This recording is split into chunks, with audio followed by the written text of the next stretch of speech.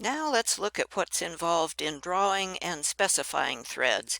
And much of this will be a review for you because you did think about this during mechanical drafting in an earlier term.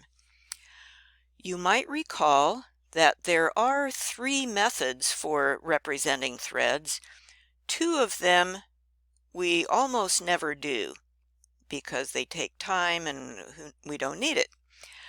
When we're doing working drawings, if we need to draw threads, we use the method that's called simplified threads. And this is by far the most common method of drawing threads. It involves, instead of drawing threads, simply making a hidden line that represents where the threads would be. So on a bolt or a screw, the hidden line is offset toward the inside. And in a hole, the hidden line is offset toward the outside. Those offsets are not at any particular scale. If you look up these thread sizes in Machinery's Handbook and then you try to offset the hidden line that distance, it won't look very good because the hidden line will be too close to the object line and it'll just look like a puddle of ink. So what we do instead, this is sort of symbolic, not sort of, this is a symbolic representation. So we offset the hidden line about 1/16 of an inch. That is when the thing is printed. And thinking about those hidden lines, the definition of a screw thread is a ridge of uniform section. So in other words, for our bolts and screws, it'll be a 60-degree peak flattened off at the top. That's our ridge. And it goes in the form of a helix. That is, it wraps around the axis of the bolt or around the axis of the hole. So, let me back up just a second. I wanted to say something. So for the hidden lines inside a hole, as you see at the top of slide 2 here, let's go to our picture. And here's a section through a thing with a hole. When you are looking through that hole, what does your eye actually see? Notice you see the minor diameter, you see the small size diameter, and then the major diameter, those grooves, are not visible to you. So it's the bigger size which is hidden. So let me back up.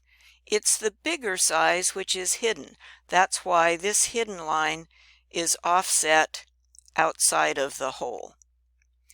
Now let's look at an external thing like a screw or a bolt.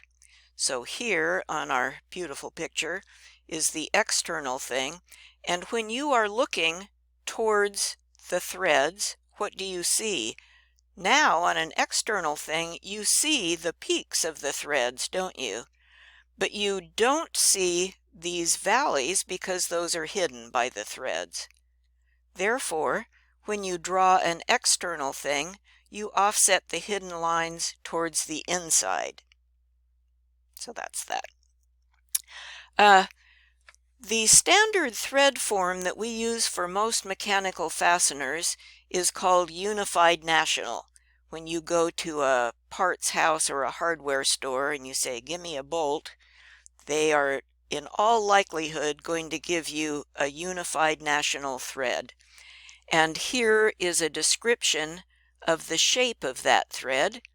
Machinery's Handbook has more detail about this thread and really about all the threads you're seeing on the picture here. The reason it's called Unified National is because during World War II, Canada, Britain, and the United States were allies and they were sharing parts with each other, and that worked fine all except for the bolts and the bolt holes, and their threads were just a little bit different, which caused a problem. They needed to be able to just ship parts freely. So they said, let us get together and have a unified shape that we all agree on, and now we can use the same bolts and holes. And so it's called Unified National. Canada, Britain, and the US all use this thread form. And most bolts and holes are Unified National Course. It's a larger thread. If you go to a hardware store and you say, give me a 1/2 inch bolt, they are going to give you a 1/2 inch Unified National Course. So that's a good general purpose thread, easy to fasten, easy to take apart, lower cost. In some situations, you want more threads per inch, so you want a national fine thread. And where might you find a national fine thread? If you think about it, where do you need strong threads? Well, one place I can think of is lug bolts that hold a wheel onto a vehicle. Those have to be strong. You do not want your wheel falling off, so those are always national fine. They're stronger, and you might, if you think about it a minute, you might be able to picture if there are more threads per inch, there are more surfaces of the bolt and the nut in contact with each other. You have more surface contact, more friction, it holds better, and less likely to vibrate off. Thinking again about vocabulary related to screw threads. We were just talking about coarse and fine, and that relates to how many threads per inch you have. Here is a picture of some kind of bolt with a scale under it, and see this 1 inch length marked out. If you count how many threads or how many spaces go from one peak to the next, let's say you go 1, 2, 3, 4. There are 4 of those threads in this 1 inch space. So this bolt has 4 threads per inch. And what that tells us is this is a really big bolt. But never mind that. That is threads per inch. And you can probably picture that a small bolt has more threads per inch, and a national fine has even more threads per inch for the same size fastener. If we have 4 threads per inch, how far apart are those threads from one thread to the next? How far apart is that if there are 4 of them per inch? Well, you might, if you're feeling mental mathy today, you might think, yep, those are 1/4 of an inch apart. That is the pitch of the threads. The pitch is how far is it from one place to the same place on the next thread. Now, when you, quote, dimension, unquote, a bolt or a threaded hole, you do not actually dimension them. What you do is you call out, they say, you call out the specifications for the thread. And here are the characteristics in the thread call out that we're going to go through now. You start with the size and how many threads per inch. And so here's an example of a 1/2 inch threaded hole. And it's okay to say either fractions or decimals. You could say 1/2 or you could say 0.500. Either one is okay. And then no spaces, dash, how many threads per inch. So that's a 1/2 inch Unified National Course is 1/2 13. Here in the lower left corner is the call out for a 1/4 inch National Course. A 1/4 inch bolt has 20 threads per inch, so it's 1/4 20. Then a space. Then you tell them what shape the thread is. Is this that knuckle thread that's rounded that's for light bulbs? Is this the National Course that you're using for mechanical bolts? So here we say UNC. You're telling them this is Unified National Course. Then you tell them what class of fit is it. Is it loose, medium, or precise? Notice that the bottom one is a screw or a bolt, and it says 2A. A is for external. Notice the one at the top is a hole, and it says 2B. B is for internal. A is for external. My memory trick for remembering this is I picture a bunch of capital A letters next to each other, A, and I think, oh, those look like the peaks on a bunch of threads sitting together. That's how I remember that A is external and then B is the other one, internal.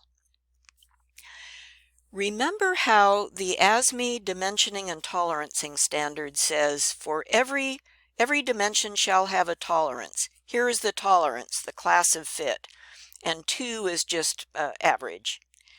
If you have a left-hand thread, you say dash left-hand. If you have a right-hand thread, you don't say anything because right-hand is the default. Left-hand might be, there are some vehicles where they put right-hand threads on wheels on one side, left-hand on the other. Large tractor-trailer rigs are that way. I think liquid natural gas fittings are left-hand, so forth.